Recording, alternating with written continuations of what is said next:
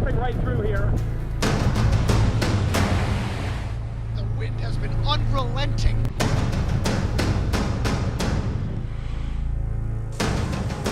The rain, the wind, it's really picking up.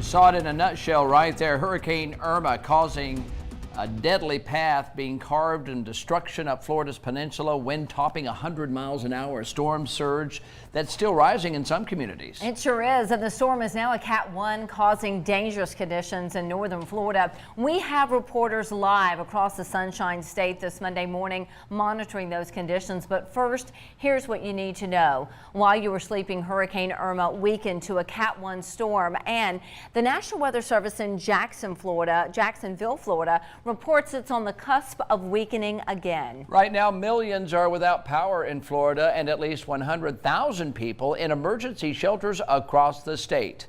Now Irma is on the move. It's about 60 miles north of Tampa, and it's picking up speed, expecting to reach the Florida-Georgia border in just a few hours. And this does not mean that you can let your guard down, because the National Hurricane Center says the storm is still life-threatening with dangerous storm surge, wind, and heavy rains. Right now, to find out more, Kelly's going to make her way to the weather wall to give us an update. And Kelly, that eye seems to be bigger. Well, it's just more of a big wind field now, isn't it?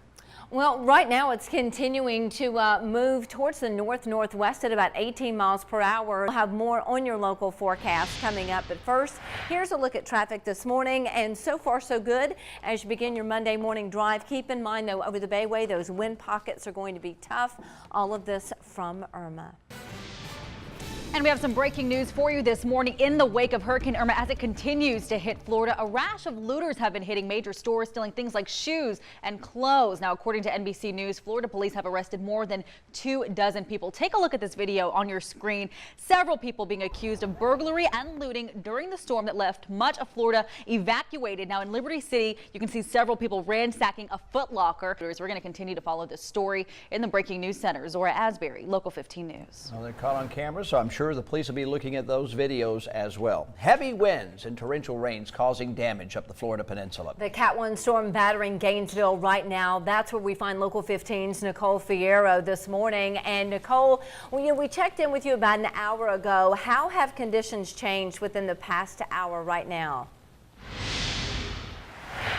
Well, there's some good news. Within the past hour, we have seen that the rain is still continuing to come down hard, but the winds right at this moment, they seem to be slowing down. We're now reporting live in Gainesville. Nicole Fierro, Local 15 News. All right, Nicole, that storm's still south of you, so be prepared for a little bit more. Local 15 today, of course, your hurricane headquarters right now. Let's go live now to a special edition of the Today Show to survey damage and destruction across the Sunshine State.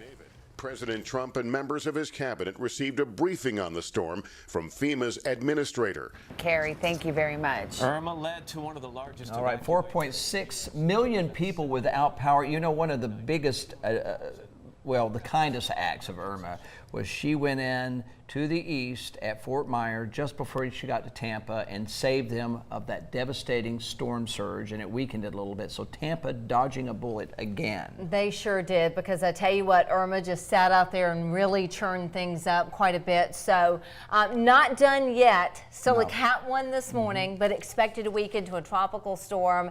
The folks in Florida really been getting battered on both sides. There's a look at the live pinpoint Doppler. No rain for us yet. We'll have a few showers coming into play. The big deal from Irma, as far as our slice of the Gulf Coast, is going to be wind today. Hold on tight to the wheel and to your hat. We'll talk more about that wind advisory and what's in store for the next 7 days after the break. Bracing for impact. After devastating Central America as a tropical storm, Nate is strengthening right now, becoming a Category 1 hurricane, and it's making a beeline for our Gulf Coast. And less than a day from landfall, Hurricane Nate is already making its mark on Dolphin Island. You're watching a special edition of NBC 15 Today News. I'm Darwin Singleton. And I'm Andrea Ramey. Thank you so much for joining us. NBC 15 reporters are on standby across the Gulf Coast from Dolphin Island east to Spanish Fort, Fairhope, and Gulf Shores. They are monitoring the conditions here as this already deadly storm moves north. Now, Nate is leaving behind death and devastation in Central America. Take a look at these videos. It hit hard in Nicaragua, up to 15 inches of rain, turning roads like this into rivers. Nate hit Central America as a weak tropical storm, but the impact was powerful. Heavy rain triggered flash flooding and mudslides in Costa Rica, killing at least 8 people there. And similar conditions in Honduras. In total, NBC News reporting at least 25 dead, among them 2 children swept away in fast-rising waters. Now, Hurricane Nate is turning north, and the Gulf Coast is bracing for a direct hit. Right now, from Louisiana to Florida's Panhandle, coastal counties are under hurricane warnings. That includes you. NBC 15 meteorologist Kelly Foster in the Weather Center. She's tracking Nate with the latest information. Kelly? Good morning, Darwin and Andrea. Good morning, everybody. We're already beginning to see swells impacting our shoreline, so you can see how fast this is moving.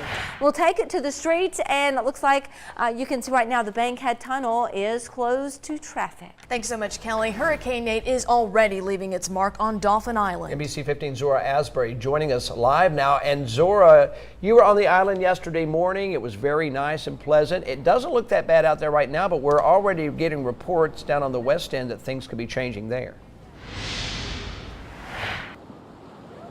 That's right, Darwin. There is flooding reported on the west end, and I'm actually in the water right now, and the waves are a little bit stronger. They are crashing against the shoreline, stronger than they were yesterday. So we want to make sure that people have all of their plans in line and make sure that they do everything that they can to make sure that they are safe from this storm. But joining me today are a group of young ladies from Baton Rouge, Louisiana, right? Their mom gave them the okay, and it's actually, Ellie, it's your birthday, but you're leaving a day early because of the storm. These girls are going to get out of here a day early because of the storm, so we're going to continue to watch Hurricane Nate as it continues to make its way here to the Gulf Coast, and so you guys want to make sure to stick with us on air and online throughout the day, and we'll be doing wall-to-wall coverage on Dolphin Island here and in Mobile Bay, but for now, in Dolphin Island, Zora Asbury, NBC 15 News.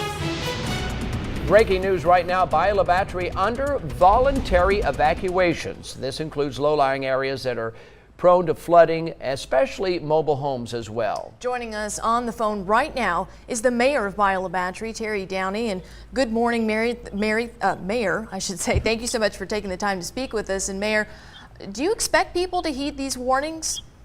I would hope so, but we've contacted all the networks and through our social media out at the Civic Center, the lady that handles that for us. We're reaching out and letting folks know that we're no stranger to this, but our concern is, of course, the wind, but the surge and people that are in low-lying areas that would heed this. There's some shelters that's open, but it's strictly voluntary. But we're putting the word out. We're having another department head meeting here at 9:30 with our first responders, and it's a staff meeting.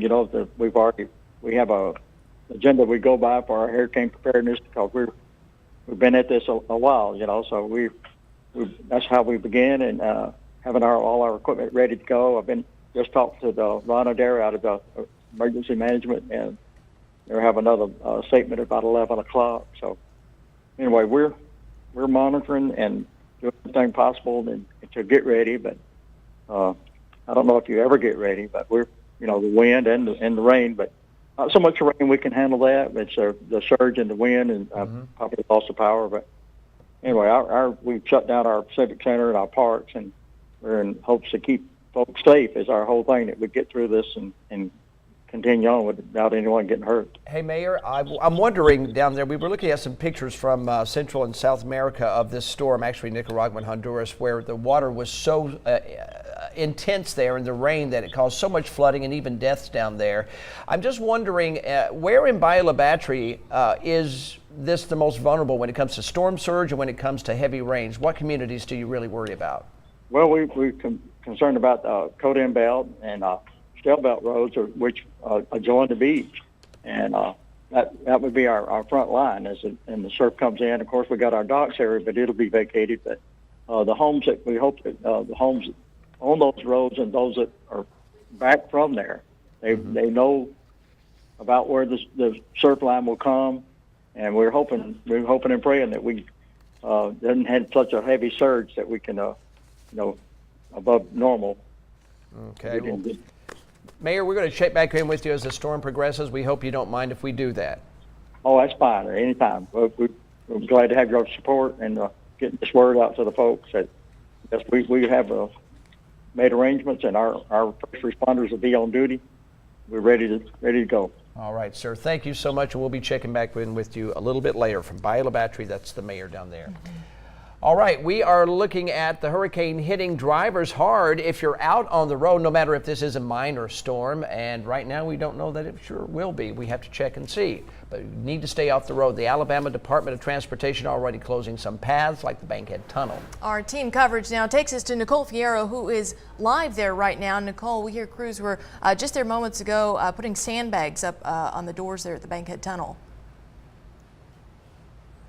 Yes, Andrew, they're continuing to do that right now. Let's take a look. You see these big concrete trucks? Well, they are filled with sand. You can see over 10 AlDOT crew members working hard, shoveling truckloads of sand into these bags right here, securing the doors of the Bankhead Tunnels throughout this hurricane. But for now, live at the Bankhead Tunnel, Nicole Fierro, NBC 15 News. All right, Nicole, thank you so much. All right, we've got much more to go in the special edition of NBC 15 today as we track now Hurricane Nate. We hope you stay with us.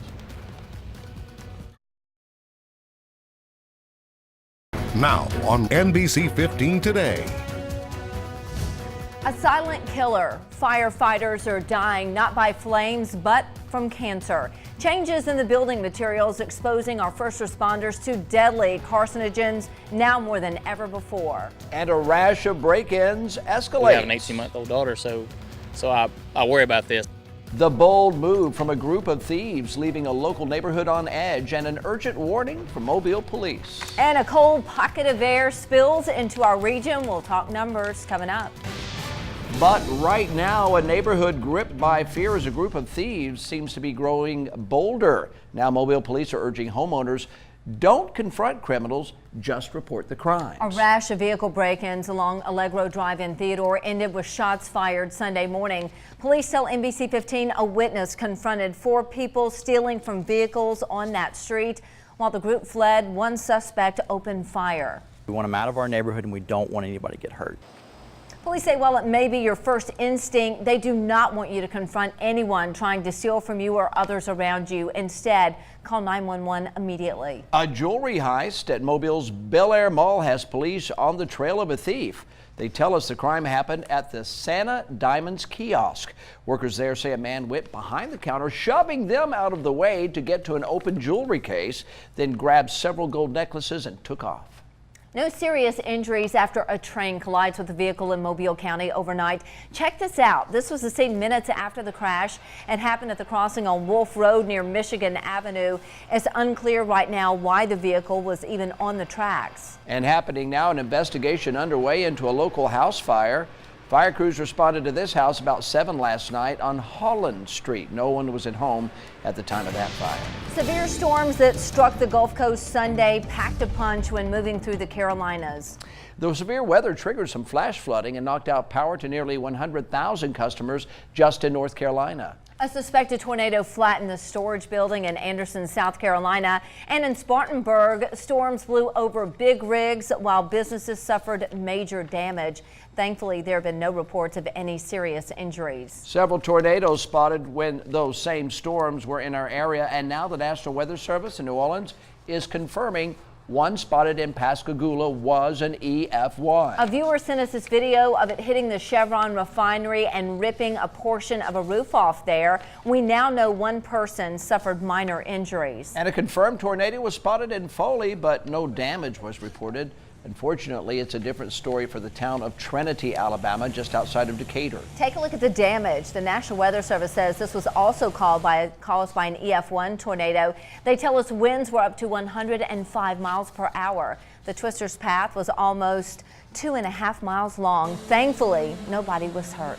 And while we didn't see any tornado damage in Mobile County, water damage was reported at Baker High School.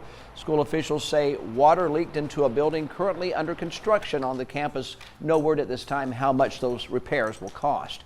And a miracle on Fish River. Take a look at these pictures from Big Daddy's Grill in Fairhope. The river quickly crested after the storms, and you can see just how high the water got. Luckily, the restaurant manager tells us they didn't suffer any damage at all. But Kelly, it sure got close. It sure did. It is 6:03. Good Tuesday morning, everybody. Sunshine is back for the second day of the work week and a big surge of colder air. Take a look at this cold pocket. High today is going to trend below seasonal. We'll be at 72, and by 5 o'clock, 69 degrees. Here's a look at traffic east and west over the Bayway this morning. No delays, no accidents to tell you about. It looks like it's going to be an easy drive for you, and you will need to have that heater going for sure because it's cold out there. Breaking news this morning, 5 teenagers accused of killing a man after investigators say they threw a large rock onto a Michigan interstate. Well, they're behind bars this morning. NBC 15's Zora Asbury has been joining us, and she's going to bring us the latest on this story. And Zora, this was a huge rock. That's right, Kelly. It's breaking news this morning. The information just came in. Authorities in Genesee County, Michigan have identified those 5 teenagers allegedly involved in throwing that rock that killed a Michigan man. Now, the 5 are charged as adults. You see them here on your screen in the Breaking News Center. Zora Asbury, NBC 15 News. Thank you, Zora. Megyn Kelly targeting Fox News, speaking out on her new NBC show Monday about sexual harassment and a corporate culture which she says often punishes the victim. Kelly shared an email she wrote to Fox News executives back in November 2016. She complained O'Reilly was, quote, shaming women into shutting the hell up and noting his history of harassment of women. Kelly also interviewed former Fox News anchor Juliet Huddy, who last year settled a lawsuit alleging sexual harassment by then Fox News host Bill O'Reilly. A lawyer for Bill O'Reilly says Huddy's allegations of sexual harassment are false. President Trump presents the Congressional Medal of Honor to Vietnam veteran retired U.S. Army Captain Gary Rose of Huntsville, Alabama.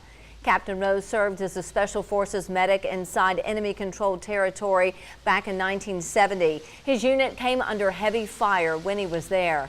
Rose is credited with moving through enemy fire to provide life-saving medical treatment to dozens of soldiers, even shooting at the enemy to get to wounded men. And today, the president will participate in the Senate Republicans' weekly policy lunch. The focus will be tax reform and several other items on the fall agenda. Mr. Trump has hosted the GOP conference at the White House more than once since he became president, but this will be his first time addressing senators at the Capitol since he took office. Find these and more trending news on our website right now, mynbc15.com. A convicted killer back on trial. A local man in the courtroom again, this time accused of murdering his estranged wife and her boyfriend. The mistake that led his first conviction to be overruled is next. And NBC 15 today is giving away free tickets to Mobile's inaugural wine tasting event called Wine on the River. What you need to do to win, coming up. It's all tricks, treats, and dancing lights here at Hank Aaron Stadium. Coming up, we're going to tell you and show you what is new about this year's Thriller Nights of Lights. It is all coming up after the break. Make sure you stay with us.